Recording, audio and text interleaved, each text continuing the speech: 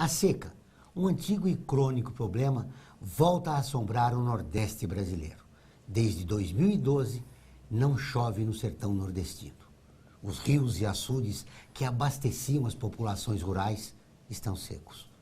A dramática situação traz muitas vezes uma difícil escolha para os moradores da região: conseguir água para os animais ou para a própria sobrevivência.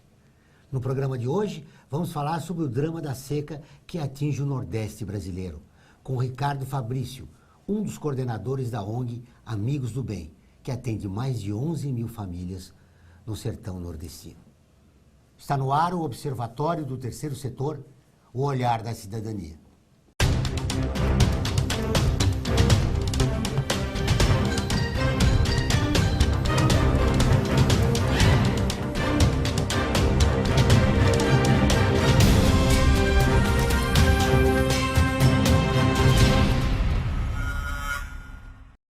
O Observatório do Terceiro Setor mostra pessoas que trabalham para a melhoria da sociedade, além de divulgar e interagir de forma comprometida com as organizações de interesse social. Seja bem-vindo ao Observatório, Ricardo. Obrigado. Obrigado.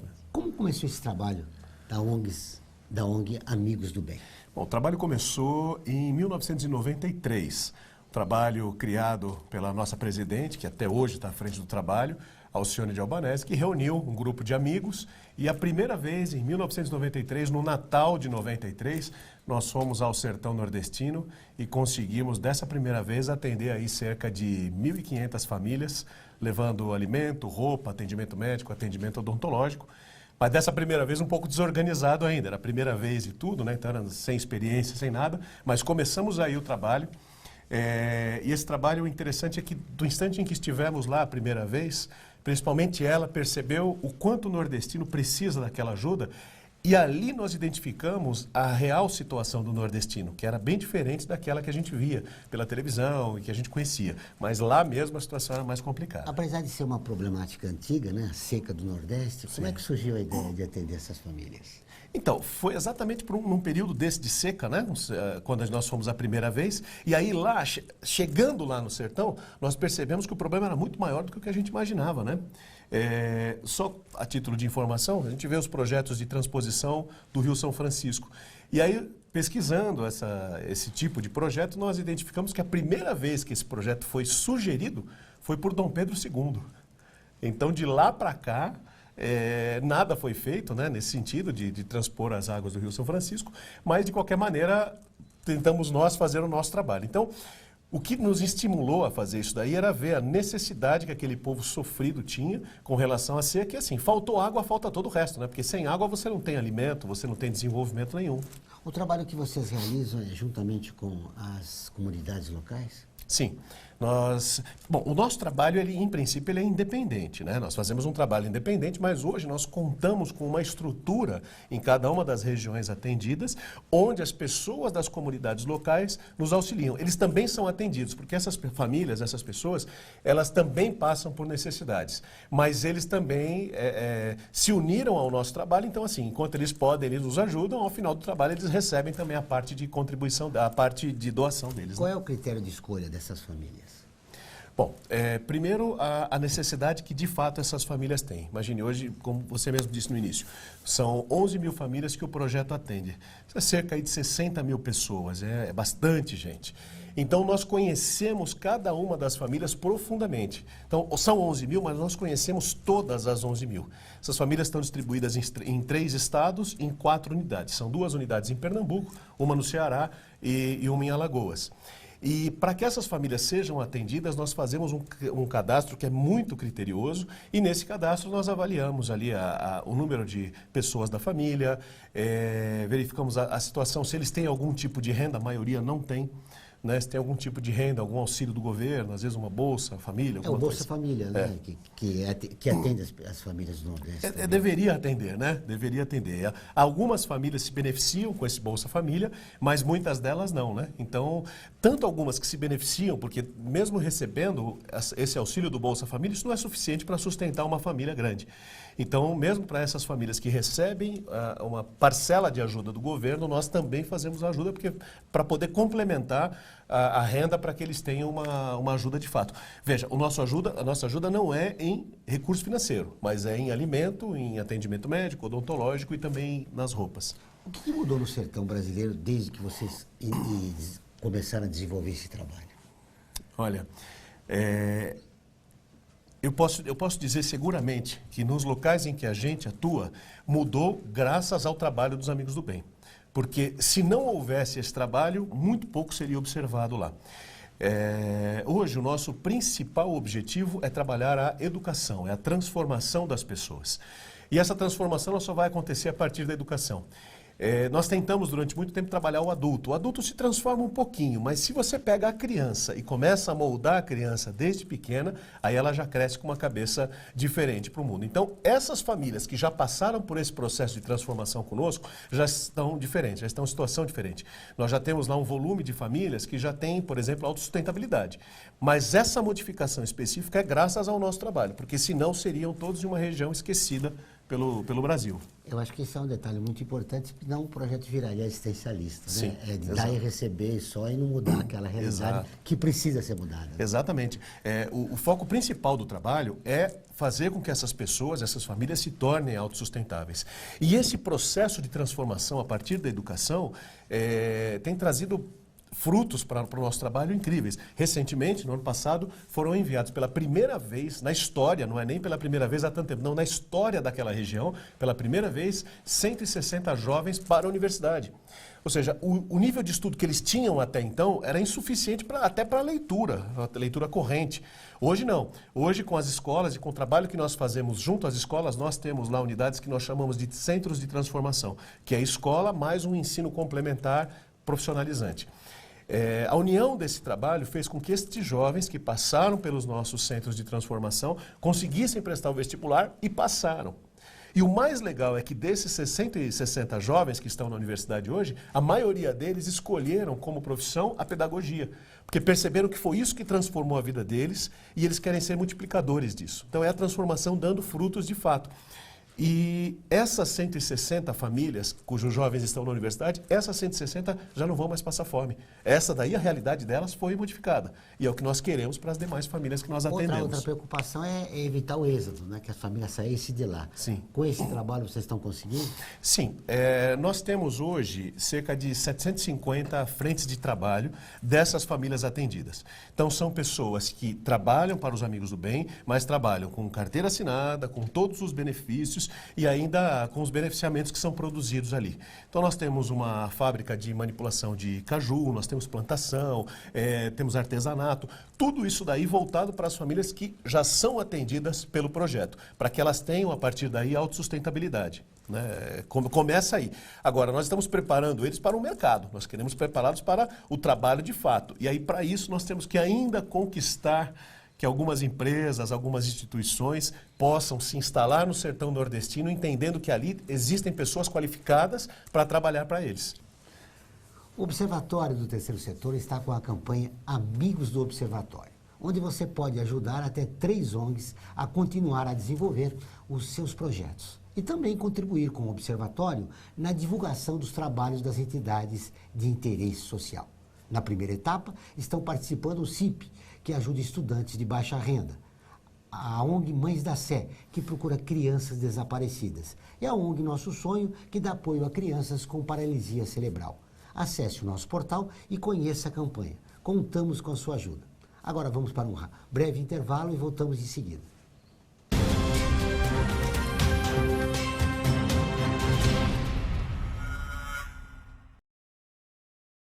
A vida nos traz muitas conquistas, mostrando que todo conhecimento e esforço compensaram em cada detalhe, cada emoção. Estudar na FIA me fez crescer profissionalmente e a conquistar um objetivo maior, que foi a felicidade de ajudar meus filhos numa carreira brilhante. E a FIA compartilha esses sonhos com a melhor estrutura, corpo docente e networking que conduzem ao sucesso e à felicidade. FIA, sua maior conquista. Olá, eu sou Laura Gelbert, da ONU News. Notícias das Nações Unidas e do mundo você acompanha na página e nos programas do Observatório do Terceiro Setor, parceiro da ONU News. E para acompanhar diretamente a ONU News em português, acesse nossa página e redes sociais. Até lá!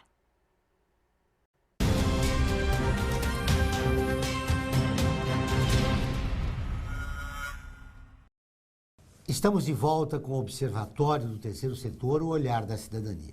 No nosso canal do YouTube, todos os programas de TV estão disponíveis para você assistir quando e onde quiser. Lá você encontra o 3 News, que traz notícias inéditas toda sexta-feira. Para ter acesso ao conteúdo do canal, basta acessar youtube.com/Observatório 3 Setor e clicar no ícone inscrever-se. Vale a pena conferir. Muito bem. Ô Ricardo, você falava das iniciativas. Quando você chegou, qual foi a sua primeira impressão?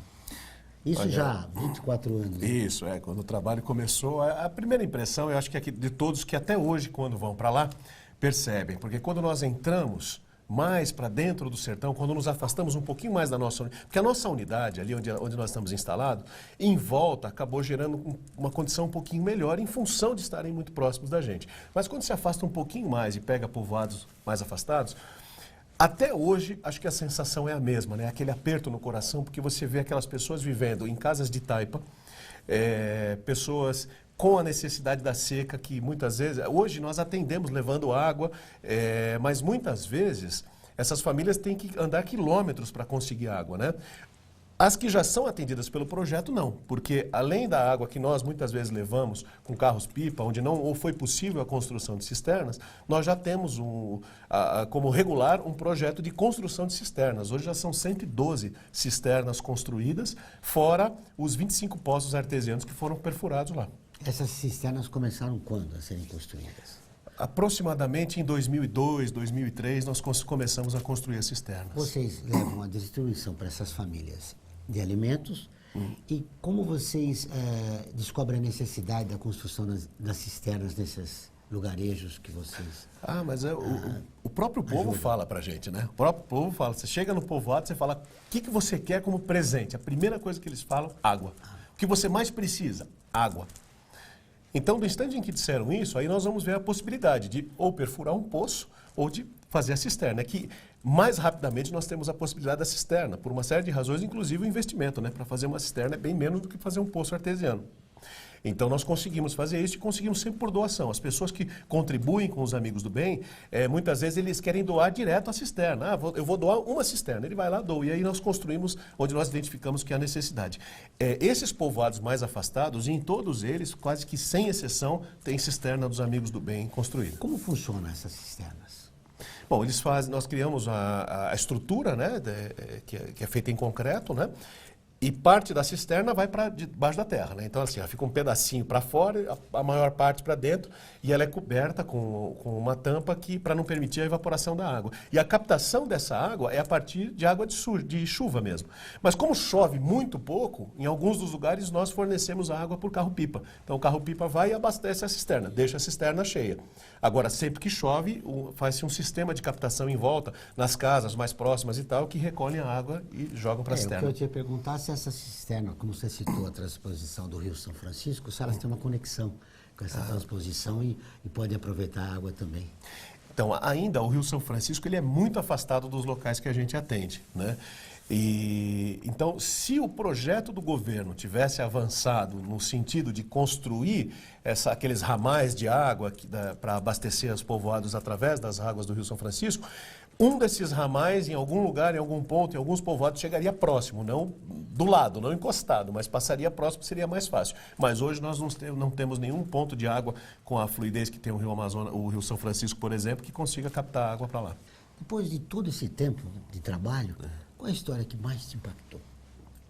Olha, são muitas as histórias que criam esse impacto emocional na gente, que a gente grava, guarda no coração, às vezes com bastante dor, né? Porque se vê situações, mas sem dúvida nenhuma, acho que o que mais me impactou ao longo de todo esse tempo é a história de uma mãe que tinha, eram acho que 11 filhos, se não me engano, né?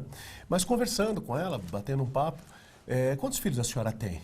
Ela disse, bom, vivo eu tenho 11, mas a morte já levou 8. Ou seja, ela teve 19 filhos. E os mais novos eram gêmeos, inclusive botou o nome de Cosme e Damião. E o Cosme nasceu bem fraquinho, né? Bem fraquinho, debilitado e tal.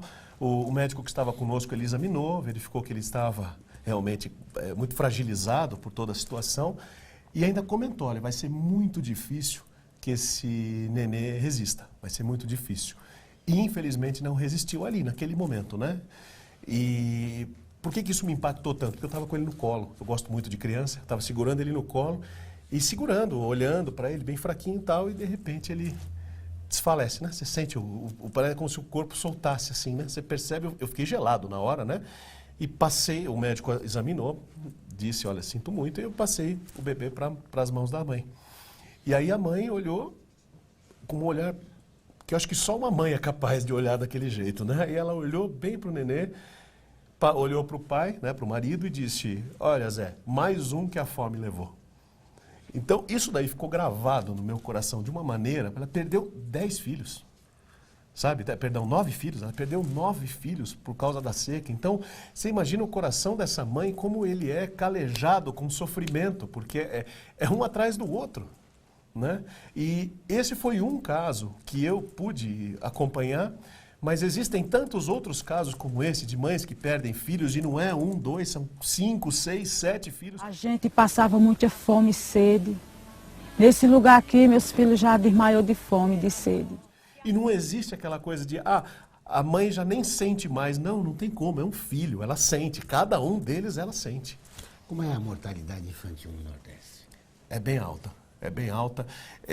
Nas áreas em que nós atuamos, graças a Deus, esse número já reduziu muito, muito, muito mesmo. Agora, em regiões em que nós não atendemos, ainda tem uma taxa bastante alta. Eu não vou ter a precisão de te passar o percentual, mas é uma taxa muito alta e, se não me engano, a maior taxa se comparado com o resto do país. Quantos profissionais trabalham nessa equipe multidisciplinar para atuar lá no sertão nordestino? Veja, o trabalho nosso, o trabalho dos Amigos do Bem hoje, conta com 7.600 voluntários aqui em São Paulo. Né? Então é uma equipe bastante grande. Dentro dessa equipe nós temos profissionais de diversas áreas e que dedicam o tempo deles como voluntários para que o trabalho aconteça. Dessa equipe nós temos uma parte que vai regularmente para o sertão nordestino, primeiro para fazer os atendimentos de distribuição de alimento, de roupa. Eu faço parte dessa equipe. Então, uma média aí de 1 mês e meio, a cada mês e meio nós vamos para lá e fazemos esse trabalho.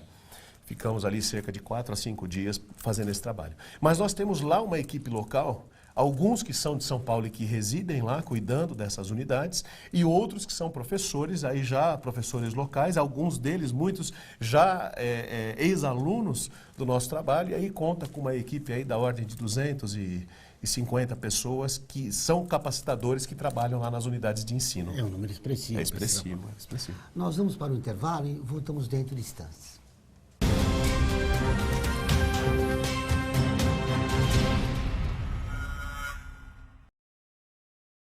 A FUNASP colabora com a USP nas relações entre fundações por meio de fóruns, simpósios, seminários, pesquisas e intercâmbio de informações, além do seu investimento na área social. Para melhores informações, entre no nosso site www.funasp.org.br. FUNASP, um marco entre o universo acadêmico e a sociedade.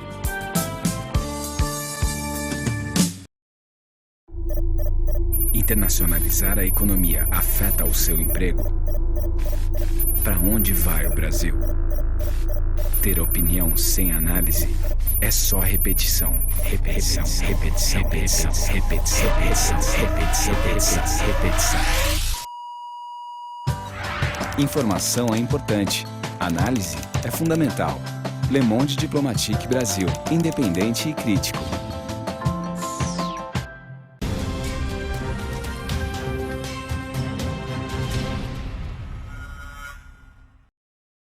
Estamos de volta com o Observatório do Terceiro Setor, o Olhar da Cidadania. O Observatório do Terceiro Setor está com um novo programa de rádio, o Olhar da Cidadania. Na Rádio USP, todas as quartas-feiras, às 17 horas, com temas da atualidade e dos direitos humanos. Anote, todas as quartas-feiras, às 17 horas, na Rádio USP, em São Paulo, 93,7 e em Ribeirão Preto, 107,9 FM. Muito bem, Ricardo.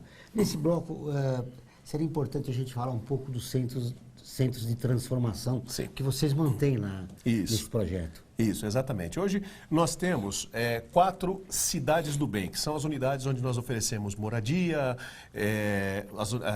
o atendimento médico, o atendimento odontológico e tal. Muito bem, são 4 unidades. 2 em Pernambuco, uma no Ceará e uma em Alagoas. E em cada uma dessas unidades nós criamos um centro de transformação que, somados os 4 centros, nós atendemos a 10 mil crianças e jovens diariamente. E não só com atendimento na área de educação, porque eles também... Isso que eu ia te perguntar, como é que eles funcionam? Então, primeiro nós temos a parte escolar, que é onde eles recebem o ensino regulamentar, né, que é determinado pelo MEC, e depois eles recebem um ensino complementar profissionalizante, né? Como eles ficam bastante tempo, nós estamos falando em 10 mil almoço também, são 10 mil cafés, porque as crianças elas chegam, passam praticamente o dia todo conosco e recebem, além da educação, recebem também esse atendimento de alimento e tudo mais, né? Essas crianças que estão saindo dos centros de transformação é que estão promovendo a transformação local. Porque nós vamos lá, nós estimulamos, nós fazemos todo o nosso trabalho, mas, como eu disse no início, a criança, quando você pega ela de pequenininha e começa a moldar, ela já cresce com outra cabeça. Porque para a criança que nunca passou por um centro de transformação e desconhece completamente o trabalho dos Amigos do Bem, a realidade para ela é aquilo que ela vive. Ou seja, não existe nada além do que de crescer e ir para a roça, trabalhar com os pais e morrer trabalhando na roça, ter uma família que vai trabalhar na roça e o ciclo de pobreza se renova. Do instante em que ele sai de um desses centros de transformação, a cabeça dele está aberta, porque, entre outras coisas, eles aprendem até idiomas. Nós tivemos lá 3 meninas no centro de transformação que já foram fazer intercâmbio. Então, quer dizer, conhecer uma realidade completamente diferente daquilo que elas tiveram a vida inteira, elas, os pais e a família toda, né? Então, esse centro de transformação tem trazido resultados incríveis. E aí essa criança, mesmo não formada ainda, mas participando desse processo, ela consegue promover na casa dela e depois no povoado, na cidade, a transformação local. É uma mudança cultural muito importante, porque essas famílias eram dependentes do poder público, né? Sim, dependentes do poder público, que dava uma ajuda muito pequena, ou seja, a ajuda não era o suficiente para que mantivesse a família, e eles dependiam muito também de trabalho que praticamente um trabalho escravo, né? Porque trabalhavam como boias frias, ganhando centavos por dia, né?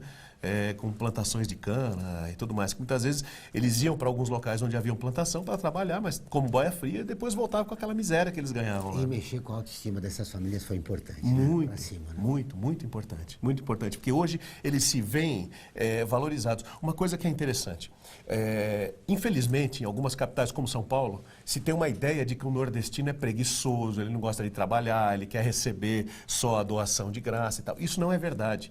Quem conhece o nordestino sabe que isso não é verdade, porque o nordestino é muito digno e ele quer ganhar o recurso, mas com a dignidade do trabalho dele. Então eles querem trabalhar, tanto que quando começamos o trabalho, onde começamos a contratá-los, nós temos que chegar a um determinado momento que para de trabalhar. Você já cumpriu sua hora? Não, mas eu quero trabalhar, porque estava acostumado a trabalhar com boia fria. Quanto mais trabalha, mais ganha. Fala, não, você já tem o seu salário garantido no final do mês, você já cumpriu a sua carga horária de trabalho, pode ir para sua casa descansar, vai aproveitar a sua família. Então começou a mudar o conceito de direitos e deveres que eles têm no sentido trabalhista também. Isso que você fala é muito importante, porque aqui no Sudeste há muito preconceito em relação ao nordestino. Muito. E as pessoas não têm a atenção de que, se não fosse o nordestino, boa parte do Brasil não existiria. São Paulo mesmo não existiria. Quem levantou São Paulo foi uma mão de obra nordestina. E as pessoas não reconhecem isso. E essa mudança é muito importante e ela contribuiu para melhorar ou piorar a ajuda que São Paulo dá, por exemplo, em relação a esse projeto, já que existe um preconceito ainda em relação ao nordestino? Então, no começo foi mais difícil, né? Especialmente quando estava em evidência o projeto Bolsa Família. Porque as pessoas que não concordavam com o Bolsa Família generalizavam qualquer tipo de ajuda ao nordestino como sendo Bolsa Família, sendo que o Bolsa Família não ajudava só o Nordeste. E o Bolsa Família é um projeto que não foi pensado, não foi estruturado da maneira devida. Portanto, ele, no meu ponto de vista pessoal, mais atrapalhou do que ajudou. Mas, por outro lado, o nosso trabalho já existia muito antes do Bolsa Família. E quando nós fazíamos arrecadação de alimentos, arrecadação de doações, quando começava a explicar, a primeira coisa que perguntava, não é Bolsa Família, né? Aí nós explicávamos, não, se trata de um projeto, aí explicávamos com detalhes, e aí as pessoas foram se envolvendo. Hoje, com quase 24 anos de trabalho, os Amigos do Bem conseguem ter uma estrutura de divulgação, que a imprensa, programas como o seu, nos ajuda muito, porque, veja, o grupo seleto de pessoas que assistem a esse programa. Então, são pessoas que são formadores de opinião e estão conhecendo a ONG Amigos do Bem. São pessoas que, quando nós fomos pedir alguma doação, eles já viram, já tiveram uma referência e sabem que se trata de um trabalho sério, né, e que não tem nenhuma vinculação, qualquer vinculação com o governo. A questão do preconceito, ela existiu muito mais forte, mas ainda existe. Só que, graças a Deus, com paciência, com tranquilidade, a gente tem conseguido quebrar essa barreira do preconceito quando as pessoas falam com relação ao nordestino. Né? Com informação, com transparência. Exato. Eu, por exemplo, já fui abordado várias vezes no supermercado, você deve também, telespectador, pedindo 1 quilo, 2 de arroz, feijão, para contribuir com isso. É fundamental que essas pessoas colaborem, e eu estou sabendo agora, porque o Observatório divulga as boas práticas do terceiro setor, eu estou sabendo por você agora que há muita transparência no trabalho que vocês realizam. Como essas pessoas que contribuem e são abordadas nos supermercados da cidade possam conhecer o resultado de como estão sendo atendidas essas famílias, sobre esses novos centros, sobre as cisternas, aonde se buscar essas informações? Bom, de imediato, se a pessoa quiser agora ter essa informação, basta acessar o site dos Amigos do Bem, www.amigosdobem.org. Acessando ao site, todas as informações estão ali. Se a pessoa tiver tempo, tiver condição e quiser participar mais ativamente, é muito bem-vinda como voluntário. No próprio site tem um item lá que é a inscrição de voluntariado. Você se inscreve, vai passar por um treinamento, e o treinamento é só para conhecer o trabalho. Não é um treinamento que vai mostrar como a pessoa pode ser voluntária. Não, vai mostrar as frentes que os Amigos do Bem trabalham, atuam, para que a pessoa identifique onde ela pode ter mais atividade, e aí ela participa daquele momento. E se a pessoa quiser também ir ao sertão nordestino, o convite também está aberto. Fazemos grupos, toda vez que nós vamos fazer uma distribuição, vai uma série de pessoas novas pela primeira vez, conhecer e tal. Então está aberto. É que são grupos pequenos, mas é só ter paciência, faz a inscrição que vai ser muito bem-vindo lá, mas está indo para trabalhar, não está indo para fazer uma viagem de turismo e ver um trabalho acontecer. Não, está indo para trabalhar. Para finalizar, os planos para o crescimento da ONG Amigos do Bem e a oportunidade que você tem agora, no final da nossa entrevista, de falar com o telespectador e pedir que ele continue contribuindo para que o crescimento do trabalho de vocês seja contínuo. Claro. Olha, hoje os Amigos do Bem atendem a cerca de 60 mil pessoas, divididas aí em 11 mil famílias. Só que o sertão nordestino é muito grande. A necessidade é muito grande. Então, nós precisamos realmente crescer para atender mais famílias. Eu não saberia precisar um número, mas se eu disser 100 mil famílias, eu sei que eu estou chutando baixo. 100 mil, 200 mil, 300 mil, porque o sertão é muito grande, realmente. E há regiões onde ainda nós nem conhecemos e sabemos que ali existem famílias morando e passando por necessidade. Por isso, a contribuição de quem está nos assistindo, então você, telespectador, é muito importante para o nosso trabalho continuar. E mais do que isso, não pense no nosso trabalho, mas pense nas famílias que você pode ajudar a partir da sua doação. Essa doação pode ser feita através do site dos Amigos do Bem, você pode doar alimentos, se você preferir doar um recurso financeiro, pode doar roupa, enfim, tudo nós aceitamos porque tudo é preciosíssimo para essas famílias. E nós levamos com todo cuidado, com todo amor, representando vocês. Através do endereço eletrônico? www.amigosdobem.org. Ricardo, parabéns pelo trabalho, foi um grande prazer te conhecer. Prazer todo meu, obrigado. O programa do Observatório do Terceiro Setor dessa semana fica por aqui. Mas para continuar nos acompanhando, acesse o nosso portal observatorioterceirsetor.org.br. Participe e saiba quais são as novidades do terceiro setor e do mundo. Lembrando que o Observatório do Terceiro Setor está presente em mais de 40 países. Voltaremos na próxima semana com o Observatório do Terceiro Setor, o olhar da cidadania. Até o próximo programa.